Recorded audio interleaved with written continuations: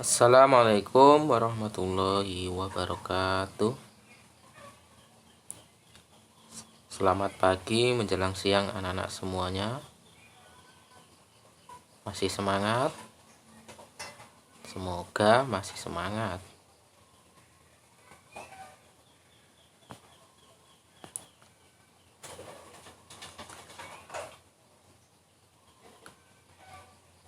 Hari ini kita akan belajar kemuhammadiyahan, yaitu masyarakat Indonesia setelah masuk Islam. Kalau sebelumnya pertemuan yang kemarin yaitu masyarakat Indonesia sebelum masuk Islam, yaitu sebelum masuk Islam Indonesia itu menganut animisme, dinamisme, dan ditambah ada kepercayaan Hindu, Buddha. Sekarang kita bahas masyarakat Indonesia setelah masuk Islam. Islam pertama kali masuk ke Indonesia adalah di Pulau Sumatera.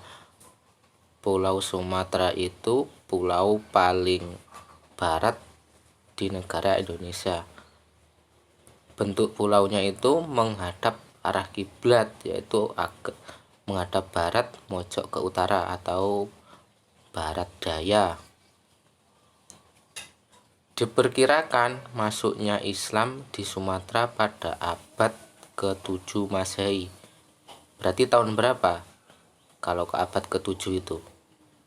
Satu abad itu ada 100 tahun. Berarti Islam masuk ke Pulau Sumatera itu pada tahun 700 Masehi. Agama Islam awalnya berkembang di Pasai, Aceh Utara. Pasai itu ada di Provinsi Aceh, sedangkan Aceh ada di Pulau Sumatera. Para pembawa agama Islam ini mula-mula berdakwah di kalangan rakyat biasa lewat perdagangan. Jadi para penyebar Islam itu dulunya berdagang sambil berdakwah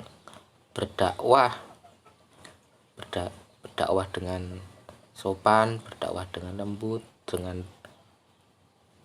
ajaran yang baik, sampai akhirnya terdengarlah oleh raja-raja tentang berita masuknya Islam. Kemudian banyak raja yang ikut masuk Islam. Terdengarlah oleh raja-raja itu, kok Islam itu bagus ya, kok Islam itu baik, kok Islam itu menyenangkan, kok Islam itu damai. Maka para raja-raja ikut masuk Islam dan ikut menyebarkan agama Islam. Kerajaan Islam pertama kali adalah di Pasai.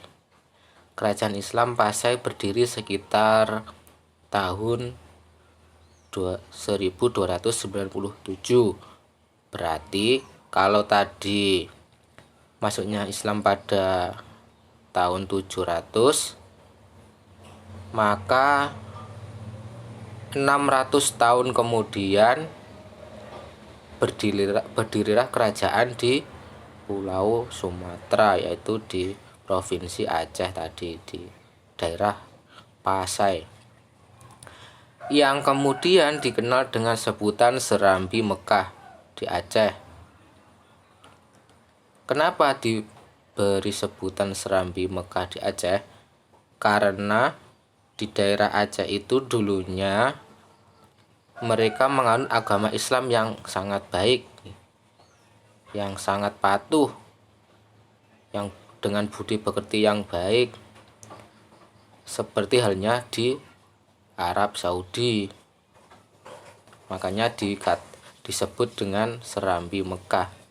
Kemudian berkembang dari Pasai ke Malaka. Jadi dari pojok barat itu menyebar ke timur, ke Malaka, lalu ke timur lagi ke Tapanuli, Kemudian ke timur lagi ke Riau, Minangkabau, Kerinci, dan ke daerah-daerah lain. Jadi Islam itu menyebar ke seluruh pulau Sumatera.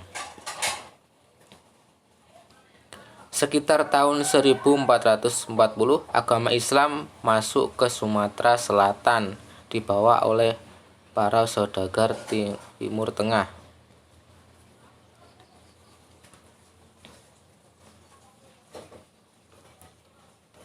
Jadi setelah dibangun kerajaan Islam,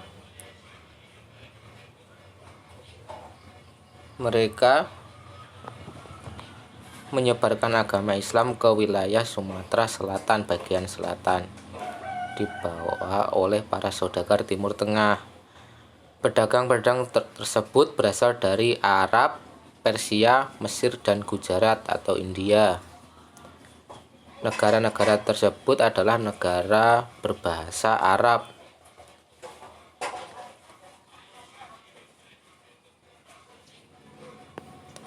Selain berdagang, mereka juga membawa misi menyiarkan agama Islam kepada pedagang-pedagang Indonesia. Seperti tadi di atas, mereka berdagang sambil menyebarkan agama Islam, sambil menyebarkan ajaran-ajaran kebaikan, sopan santun, dan sebagainya. Makanya para pedagang-pedagang Arab tadi disenangi oleh para pedagang-pedagang Indonesia. Mereka berinteraksi dengan penduduk pribumi, tidak membedakan rakyat miskin atau orang kaya. Para pedagang-pedagang Arab tersebut berdakwahnya tidak membeda-bedakan rakyat miskin maupun rakyat kaya. Mereka membaur dengan baik. Selanjutnya, Islam masuk melalui pesisir utara Pulau Jawa, ditandai dengan ditemukannya makam Fatimah binti Maimun bin Hibatullah yang wafat pada tahun 475 Hijriah atau 1082 Masehi di Desa Leran, Kecamatan Manyar, di Kota Gresik, Jawa Timur, di Provinsi Jawa Timur. Berarti mungkin pada saat para pedagang itu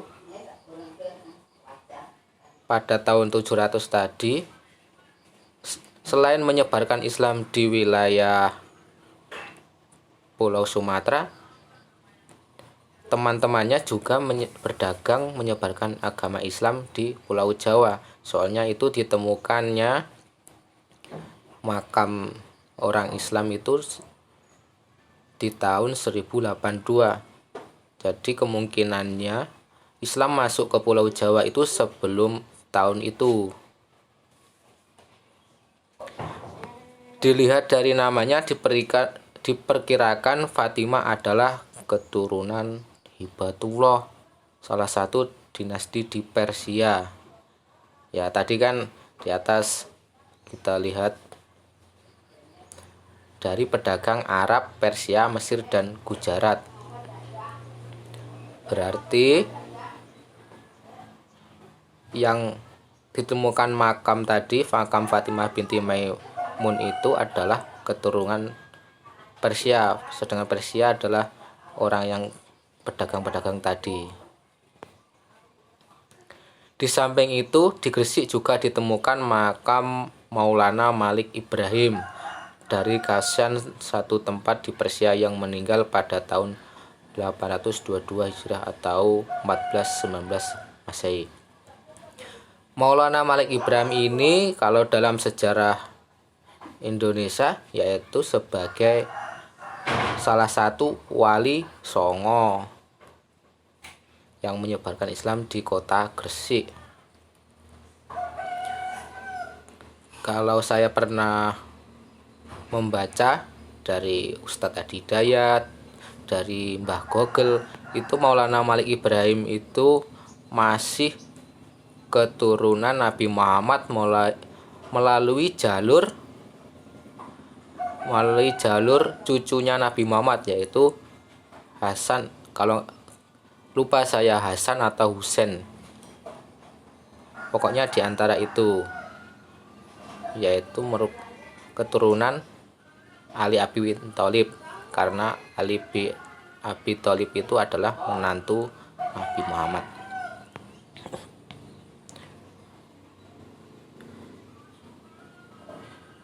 Agak ke pedalaman di Mojokerto juga ditemukan ratusan kubur Islam kuno.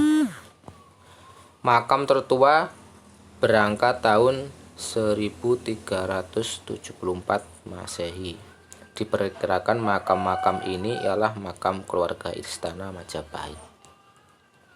Di zaman dahulu itu ada kerajaan Hindu kalau nggak salah, itu Majapahit. Berarti ini para penduduk Majapahit atau raja-raja Majapahit itu sudah menganut agama Islam karena ditemukan makam-makamnya.